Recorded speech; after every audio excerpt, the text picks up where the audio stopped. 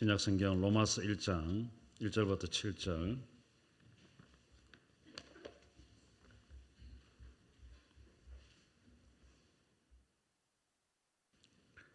신약성경 238페이지 로마서 1장 1절부터 7절 제가 봉독하겠습니다.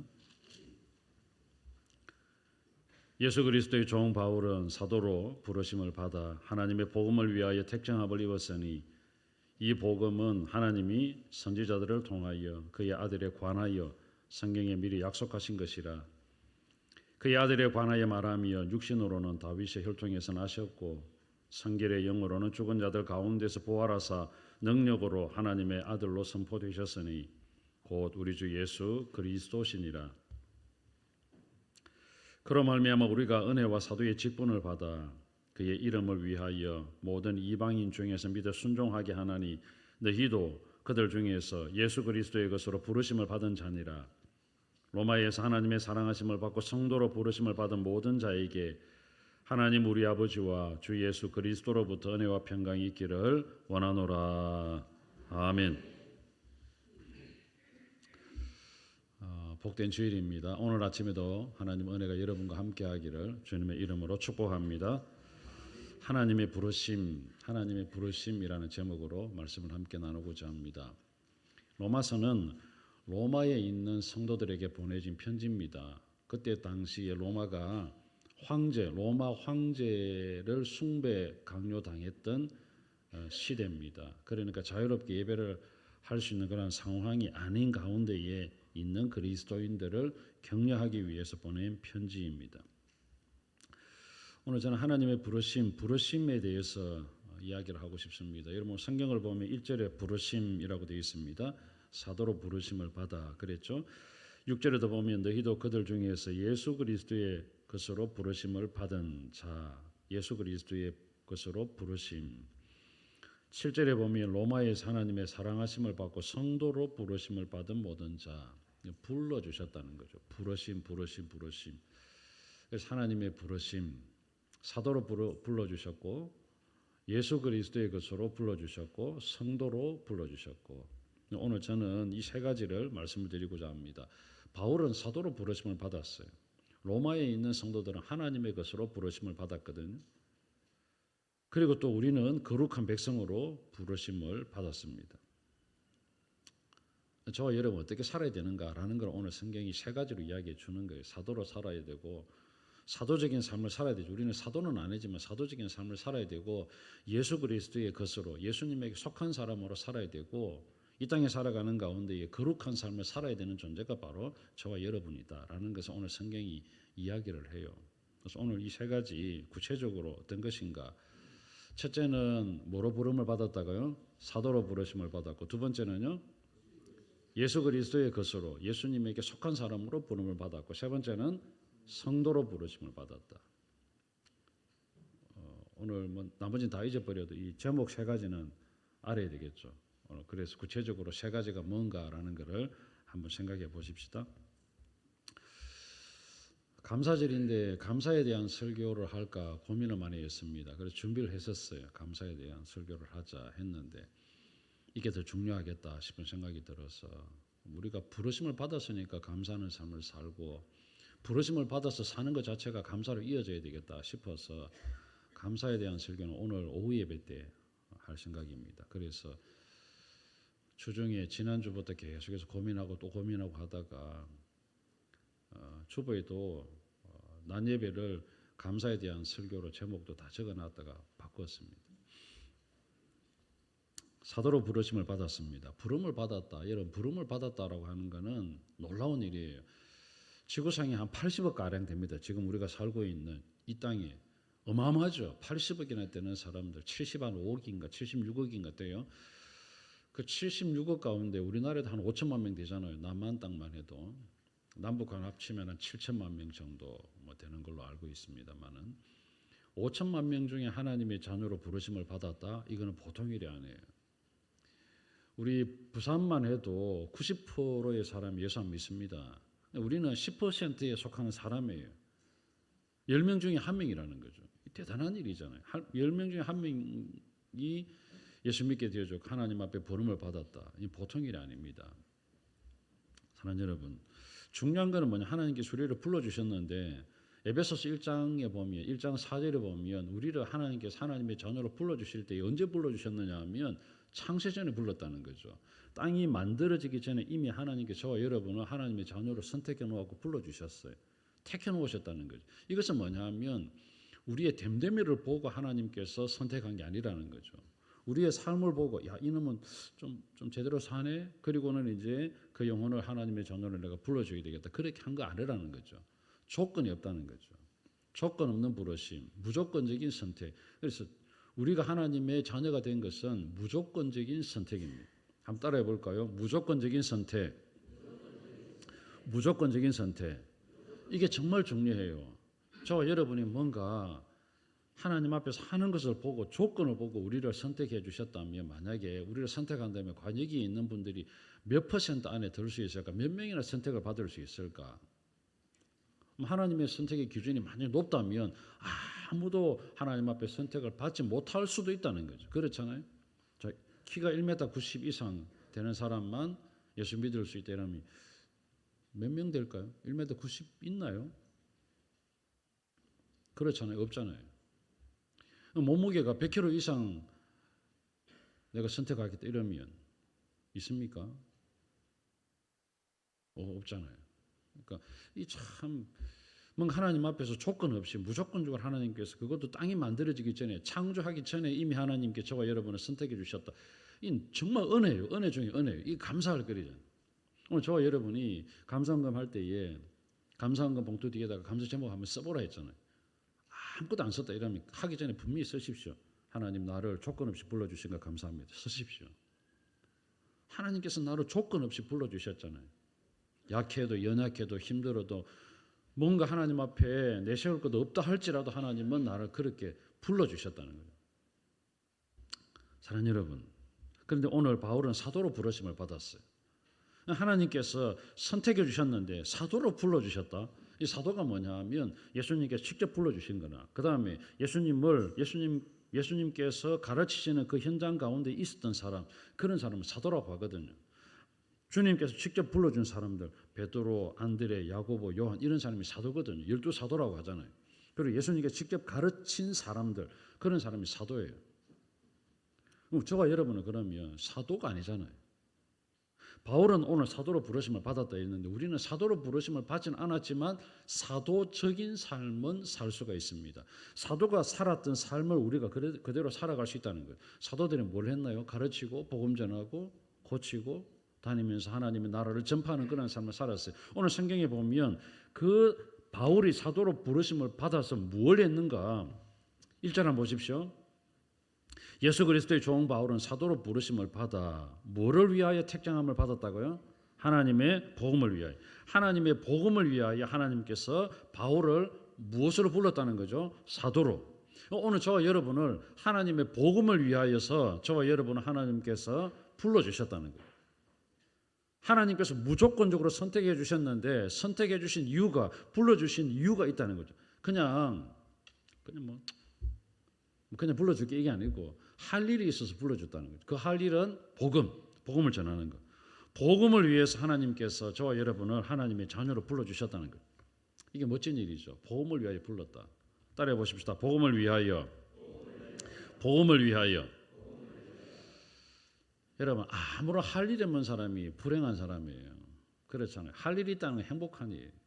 내가 뭔가 할 일이 있는 사람이다. 할 일이 있다. 할 수 있는 일이 있고 해야 되는 일이 있고 내가 일을 할 수 있다면 그것이 행복한 일이죠. 일을 못하면 일을 할 게 없다. 그냥 먹고 노는 게 좋겠다. 그게 절대로 좋은 게 아닙니다. 일할 수 있는 게 행복이에요. 일을 할 수 있다는 게 좋아요. 하나님께서 우리를 복음을 위하여 불러주셨다라는 겁니다. 오늘 이제 오후 예배 시간에 기관별 미션 완성하기 이제 시상을 할 겁니다. 5개 기관이 완성을 했더라고요. 5개 기관 보니까 일남전도의 루디아, 한나, 드보라, 리버가 5개만 이제 완성을 했어요. 나머지 기관은 완성을 못했더라고요 보니까. 뭐 1개 한 기관도 있고 3개 한 기관도 있고 그렇더라고요. 나머지 기관은 시상을 못 받겠죠. 윤희계는 뭐 한 개, 두 개, 세 개 하고 어떻게 3만 원을 받겠어요. 차라리 안 받는 게 낫지. 그렇죠. 제가 한번 통계를 한번 내보라 그랬습니다. 우리 교육자들한테. 기관별 미션 완성하기를 통하여 우리가 사실은 기관별 미션 완성하기를 통하여 목적이 있거든요. 이게 다른 게 아니고 완성하는 게 목적이 아니에요. 완성하는 게 목적이 아니고 그 기관별 미션을 통하여서 우리가 전도하자는 게 목적이거든. 전도하기 위해서 밥 먹고, 전도하기 위해서 영화 보고, 전도하기 위해서 같이 모이고, 전도하기 위해서 차 마시고, 전도하기 위해서 저 롯데캐슬까지 가고, 전도지를 들고 나가서 사진 찍고 이렇게 하거든요. 부산 정종행이라는 돌 앞에서 사진을 찍었던 이유가 뭐냐? 그곳까지 가서 전도하고 사진 찍고 오라는 거예요. 사진 찍는 게 목적이 아니에요. 전도하고 그 다음에 2명씩 교회에 등록을 시켜서 새가족실에 오게 만들고 복음을 듣게 만들고 적어도 그 사람들이 2번, 3번, 4번 교회 올 수 있도록 만들어내는 것이 우리의 목표였어요. 그래서 과연 기관에서 여기 미션 완성하기 5기관이 완성했는데 5기관 완성한 기관도 정말 과연 전도한 열매가 있는가 한번 생각해 보셔야 돼요. 시상을 할 겁니다. 완성했으니까 오늘 뭐 시상 약속한 대로 시상을 할 겁니다. 근데 만약에 전도를 하지 못했다 이러면 도로 내놔야 되지 않겠나 싶은 생각 들기도 하고. 사랑하는 여러분, 복음을 위한 우리가 살아도 복음을 위해 살고 죽어도 복음을 위해 살고 먹어도 복음을 위해 살고 마시는 것도 복음을 위해 살고 영화 보러 가는 것도 복음을 위해 사는 겁니다. 그래서 복음을 위하여 전도를 위해 그렇게 한 겁니다. 같이 모여서 식사할 때에 전도 대상자를 꼭 한 사람 꼭 모시고 와서 같이 식사를 하러 간 이유가 뭐냐면 많은 사람들에게 같이 이야기하고 같이 교제하고 아는 사람이 2명, 3명, 4명 생기면 교회 오는 것이 그렇게 덜 부담스럽지 않을까 생각해서 그렇게 식사를 하게 한 겁니다. 이유가 있었어요. 목적이 있었어요. 사랑하는 여러분, 바울은 그렇게 살았습니다. 그래서 내가 먹든지 마시든지 무엇을 하든지 하나님의 영광 받으시는 게 뭔가요? 한 사람이 주께로 돌아오는 것. 한 영혼이 천하보다 귀하다 했는데 그 한 영혼이 주께로 돌아오는 것을 통해 하나님 영광 받으시니까 그것을 위해서 바울은 사도로 부르심을 받아서 끝까지 달려갈 길을 마치고 그랬잖아요. 내가 선한 싸움을 싸우고 복음을 위하여 선한 싸움을 싸우고 달려갈 길을 마쳤잖아요. 그것이 바로 바울이 고백했던 그 고백입니다. 저와 여러분이 그런 사도적인 삶을 살아야 되겠죠. 그것이 오늘 하나님께서 불러주신 부르심의 목적, 부르심의 이유. 첫 번째는 뭐죠? 복음을 위해 살자는 것. 복음. 그래서 이번 주간에 여러분이 누구든지 만나면 복음을 전하십시오. 예수님은 하나님의 아들입니다. 오늘 성경에도 그랬잖아요. 이 복음은 하면서 2절에 이 복음은 하나님이 선지자들을 통하여 그의 아들에 관하여 성경에 미리 약속하신 것이라. 그의 아들에 관하여 예수 그리스도에 관하여 예수 그리스도를 보내주겠다. 예수 그리스도를 보내주겠다. 선지자를 통하여 계속해서 이야기했는데 결국 예수님께서 오셨고 약속 따라 십자가 지셨고 내 죄를 대신해서 모든 죄를 지고 십자가 지셨고 죽어주셨고 장사 지는 바 되었다가 3일 만에 죽음의 권세를 깨뜨리고 다시 살아나셔서 나에게 영원한 생명을 주셨잖아요. 예수 믿으면 영원한 생명을 가진다. 그 예수를 믿으라고 이야기하는 게 복음이잖아요. 그게 기쁜 소식이잖아요. 기쁜 소식. 이번 한 주간 동안 그렇게 복음을 위해 살아가는 여러분이 되시기를 바랍니다. 나는 뭐로 부름을 받았다? 사도적인 삶을 살도록 부름을 받았다. 이게 첫 번째 이유입니다. 그래서 여러분이 밥을 먹더라도 먹든지 그랬으니까 내가 오늘 밥을 먹는 것도 복음을 위해서 먹습니다. 마시는 것도 복음을 위해 마십니다. 커피 한잔 하면서도 여러분 전도 대상자하고 커피를 마시십시오. 그래야 되잖아요. 커피 한잔 하면서 커피 사주면서 복음에 대한 이야기를 하고. 사랑하는 여러분, 이 세상이 왜 이렇게 어수선하지? 이 세상이 왜 이렇게 답답하게 돌아가지? 이유가 뭐라고 생각하니? 한번 물어보십시오. 그냥 예수 이야기 꺼내기 전에 이 세상이 정말 살만하는 세상이라고 너 생각하니? 한번 물어보십시오. 그러면 아니라고 할 겁니다. 그럼 왜 이렇게 됐을까? 슬쩍 끄집어내면 되잖아요. 본래 하나님께서 디자인하신 이 세상은 정말 완벽했는데 사람이 다 망가뜨렸다? 이렇게 이야기 꺼내보잖아요. 또 꺼내고 또 꺼내고. 그러다 예수님을 전하고 기회가 되면 예수님을 소개하고. 사랑하는 여러분, 하나님은 우리에게 복음을 전할 수 있도록 성령께서 지혜를 주시고 무슨 말을 할지 그때마다 하나님께서 할 말들도 주신다 그랬잖아요. 염려하지 말고 복음을 위하여서 기회를 만들고 복음을 전할 수 있는 그러한 하나님께 주시는 때를 우리가 잡고 전하기만 하면 하나님은 반드시 역사할 줄로 믿습니다. 바울이 그런 삶을 살았잖아요. 오늘 여기 바울이잖아요. 예수 그리스도의 종 바울은 그런 삶을 살았거든요. 빌립보에 가서 누구에게 복음을 전할까 고민했는데 기도부터 하자. 그래서 기도하러 문밖 강가에 나갔더니 거기에서 여인들을 만나게 하셨잖아요. 하나님 하시는 일이잖아요. 바울이 그냥 의도를 가지고 계획적으로 그 여인들이 접근한 게 아닙니다. 갔더니 하나님께서 예배해 놓으신 영혼들을 만나게 하신 거잖아요. 오늘도 마찬가지입니다. 우리가 복음을 위해 살겠다, 복음을 전하겠다 결정만 하면 하나님께서 예배해 놓은 영혼을 다 준비해 놓고 계시는 거죠. 만나게 하시는 거죠. 사랑하는 여러분, 두 번째입니다. 두 번째 한번 볼까요? 오늘 성경 6절을 보면 한번 읽어볼까요? 시작. 너희도 그들 중에서 예수 그리스도의 것으로 부르심을 받은 자니라. 예수 그리스도의 것이다. 이게 내 거다. 여러분, 이게 물컵이 내 것이다. 이건 뭐죠? 이 물컵은 누구에게 속한 것이라는 거죠? 나한테 속한 것이라는 거잖아요. 여러분, 자, 그러니까 별로 목사님께 아닌데요. 그렇게 말할 수도 있잖아요. 자, 그럼 이 안경은 누구 것입니까? 제 거잖아요. 이 안경은 내 것입니다. 라고 말할 때 이것은 누구에게 속한 것이냐? 나에게 속한 것이라는 거예요. 그럼 저와 여러분이 예수 그리스도의 것이다. 그러면 우리의 소속은 어디라는 거죠? 예수님이라는 거예요. 나의 소속은 예수님이에요. 오늘 저와 여러분은 소속이 예수 믿기 전과 예수 믿은 이후에 소속이 달라졌어요. 예수 믿기 전에는 어두움이었어요. 그런데 예수 믿고 난 다음에는 빛 가운데로 옮겨진 거예요. 예수 믿기 전에는 마귀의 자식이었어요. 그런데 예수 믿고 난 다음에는 하나님의 자녀가 됐어요. 소속이 달라졌다는 거죠. 그럼 예전에는 예수 믿기 전에는 어두움에 속한 일만 하고 살았는데 예수 믿고 난 다음에는 예수님에게 속한 사람이 되었으니까 예수님에게 관계된 일만 하고 살아가는 사람이 되어버렸다는 거예요. 완전히 달라졌죠. 그래서 누구든지 그리스도 안에 있으면 새로운 뭐라고요? 피조물. 바뀌었다는 거잖아요. 바뀌었다는 거죠.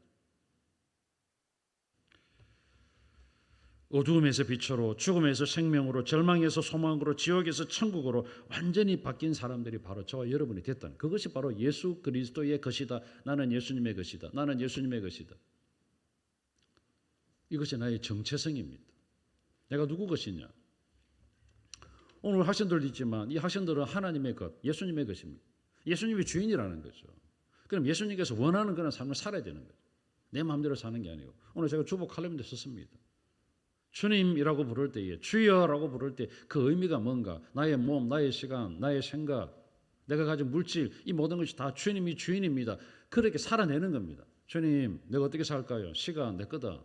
네 맘대로 하면 안 된다. 주일 지켜라. 물질 네 것 아니다. 11조 해라. 여러분, 11조 할 수 있다면 그것은 나의 물질의 주인도 주님입니다라고 고백하는 거잖아요. 주의를 지킬 수 있다면, 이 주의를 성수할 수 있다면 시간의 주인은 주님입니다라는 고백이 바로 주의를 성수하는 겁니다. 내 몸이 주님의 것입니다. 그러면 내 몸뚱아리를 가지고 복음을 위해 살아가는 겁니다. 사랑하는 여러분, 이 생각도 주님의 것입니다. 결정하기 전에 주님께 묻는 겁니다. 주님, 내가 결정하는 거 이렇게 결정하고 싶은데 제대로 된 결정입니까? 물어보는 겁니다. 그럴 때에 하나님께서 그것이 결정이 옳은 일이 아니라고 하면 자꾸 마음속에 평강을 주시지 않겠죠. 그렇잖아요. 사랑하는 여러분, 우리는 예수 그리스도의 것입니다. 누구에게 속했느냐, 누구에게 소속되었는가, 정체성이 분명해야 됩니다. 아이들이 보는 그 이솝우화라는 책에 보면 박쥐 이야기가 있거든. 박쥐 이야기가 있는데 어느 날 새하고 새의 왕 독수리잖아. 독수리.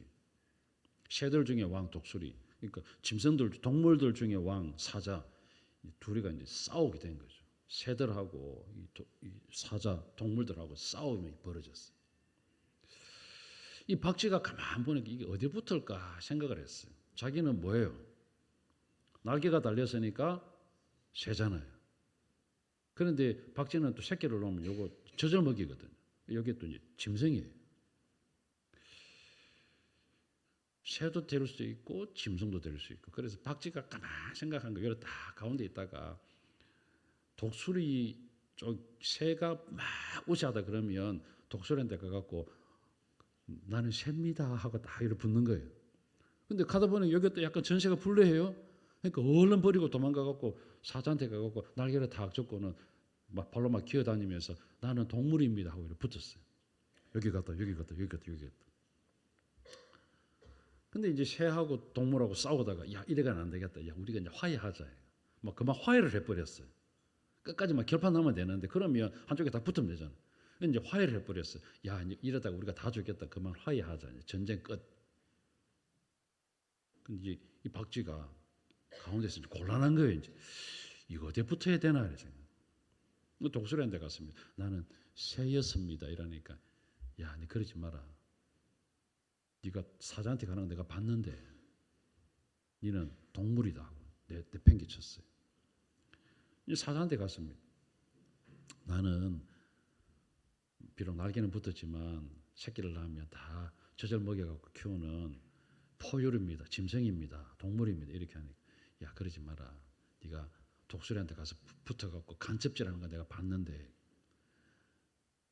이게 이소부화거든요. 그래 갖고는 박쥐가 낫을 들고 다닐 수가 없어서 부끄러워서 그래서 밤에만 다니고 낮에는 얼굴을 들고 다닐 수 없어서 어두운 동굴 속에 들어가서 그렇게 날아다닌다고 하죠. 양다리 걸치면 이래 되는 겁니다.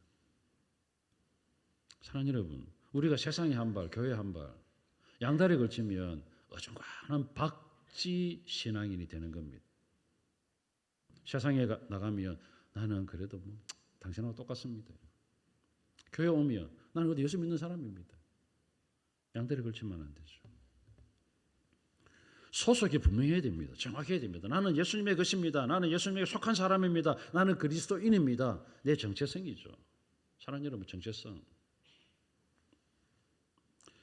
예수를 믿기는 믿는데 어중간하게 믿으면 안 됩니다. 예수를 믿기는 믿는데 예수 안 믿는 사람하고 비슷하게 살면 안 됩니다.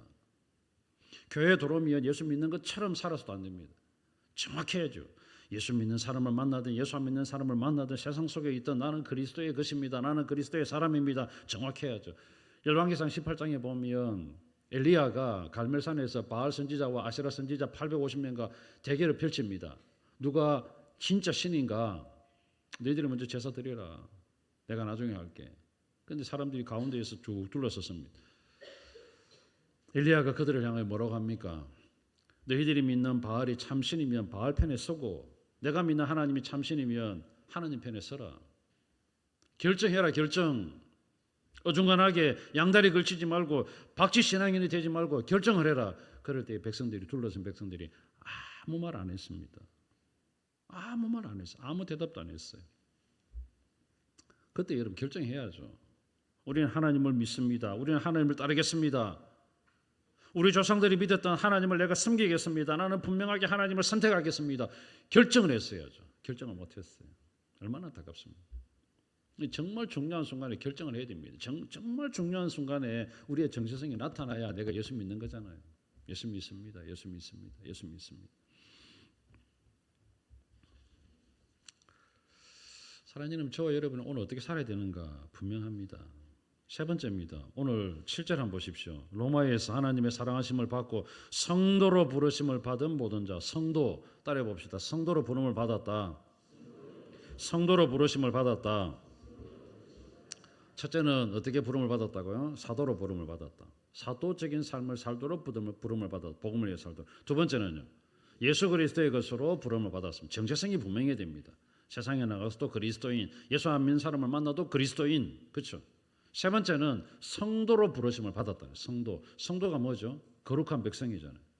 성도의 뜻은 뭐냐면 거룩한 백성이에요. 거룩한 삶을 살아가는 사람을 성도라고 부르거든요. 그래서 저는 직분보다 성도가 더 좋은 것 같아요. 직분보다. 집사님, 장로님, 권사님, 목사님 그것보다 성도, 거룩한 사람. 당신은 정말 거룩한 사람입니다. 그게 더 멋있잖아요.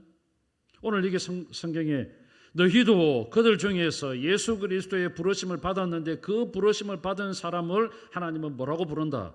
하나님의 사랑하심을 받고 성도로 부르심을 받았다. 성도. 레위기 11장 45절에 보면 나는 너희 하나님이 되려고 너희를 애굽 땅에서 인도하여 낸 여호와라. 내가 거룩하니 너희도 거룩할지어다. 내가 거룩하니까 너희도 뭐 하라고요? 거룩해라. 하나님께서 우리에게 요구하시는 한 가지가 있다면 거룩입니다. 내가 거룩하니 너희도 거룩해라. 하나님의 자녀라면, 성도라면, 사도적인 삶을 살아가는 사람이라면 뭐 해야 됩니까? 거룩. 거룩을 잃어버리면 안 됩니다. 거룩을 잃어버리면 안 돼요. 로마서 12장 1절 2절에 보면 그러므로 형제들아 내가 하나님의 모든 자비하심으로 너희를 권하노니 너희 몸을 하나님이 기뻐하시는 거룩한 산제물로 드리라. 우리의 몸을 하나님이 기뻐하시는 거룩한 산제물이 되도록 살아내라. 어떻게 해요? 이 세대를 본받지 말고 오직 마음을 새롭게 함으로 변화를 받아서 하나님께서 선하게 여기시고 하나님께서 기쁘게 여기시고 하나님께서 온전하게 여기시는 뜻이 무엇인지 분별하여 살아가는 게 거룩이다. 사랑하는 여러분, 구별되는 게 거룩이잖아요. 예수 안 믿는 사람들 속에 섞여 살아도 예수님의 것으로 부르심을 받았고 분별되어진 생각, 분별되어진 행동, 분별되어진 말을 하는 사람은 거룩한 사람이에요. 친구들하고 어울려 살아가는 가운데 욕을 한다. 야, 그렇게 욕을 하지 마라. 사랑하는 여러분, 이게 거룩이잖아요. 난 예수 믿는 사람입니다. 거룩한 삶을 사는 겁니다.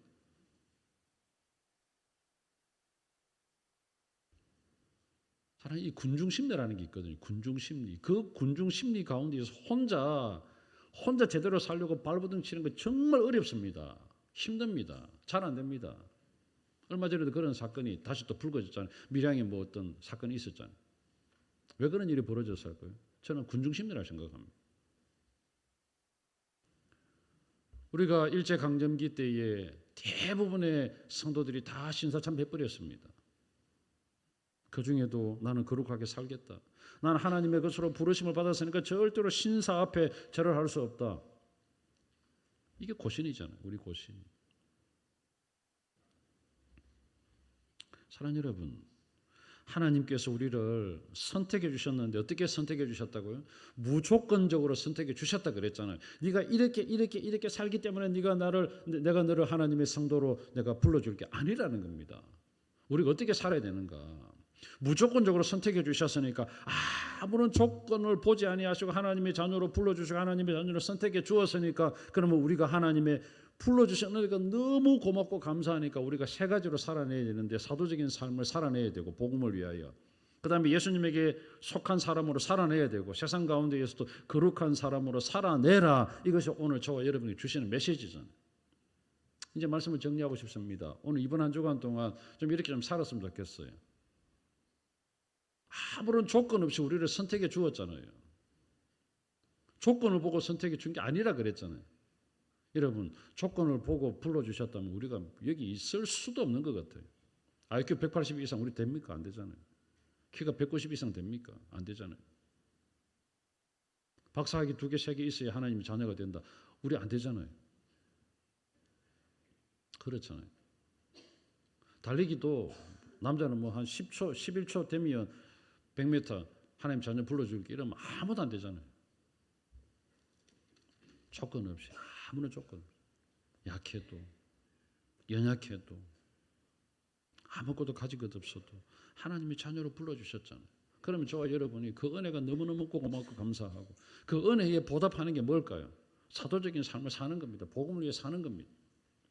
예수님의 것으로 예수님에게 속한 사람으로 살아내는 겁니다. 빛으로 소금으로 살아내는 거잖아요.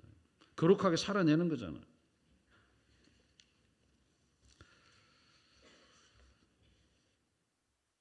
그렇게 한번 살아내 보십시다. 후반기 때도 좀 그래 살았으면 좋겠어요. 그래서 오늘 저는 후반기를 시작하면서 다시금 우리의 좀 마음을 추스렸으면 좋겠다. 나는 사도적인 삶을 살도록 부르심을 받았다. 예수 그리스도의 것으로 부르심을 받았다. 성도로 부르심을 받았다. 그럼 내가 복음을 위해 살아야 되겠고 정체성이 분명한 삶을 살아야 되겠구나. 박쥐 인생이 아니고 어디 가든지 나는 예수님 믿는 사람입니다. 누구를 만나든지 나는 그리스도인입니다. 어떤 형편이든지 나는 새로운 게 성도입니다. 그래 된다면 멋있잖아요. 그리고 우리의 삶, 우리의 생각, 우리의 물질, 우리의 행동 거룩하게 사는, 구별되게 사는, 거룩이 구별입니다. 그렇잖아요. 구별되게 사는 거죠. 어디에 내버려 놓아도 저 사람 예수 믿는 사람이다. 무슨 일을 하더라도 저 사람은 예수 믿는 사람이다. 저 사람 보니까 참 내가 부끄럽다. 이 거룩이잖아요. 그렇게 살아내는 여러분 되시기를 바랍니다. 그것이 바로 주님께서 기뻐하는 거예요. 그것이 주님께서 원하시는 거예요. 그것이 주님께서 우리 성도들을 향한, 예수님의 자녀들을 향한 하나님의 뜻, 이렇게 살아내면 좋겠다는 거예요. 내가 거룩하니 너희도 거룩하라. 이번 한 주간뿐만 아니라 남은 6개월 동안 이렇게 정말 하나님 앞에서 아름답게 살아내는 여러분이 다 되시기를 주님의 이름으로 축복합니다. 아멘. 찬송하겠습니다. 하나님의 부르심, 하나님의 부르심 찬양하면서 맥주 감사 헌금 하나님 앞에 드리도록 하겠습니다.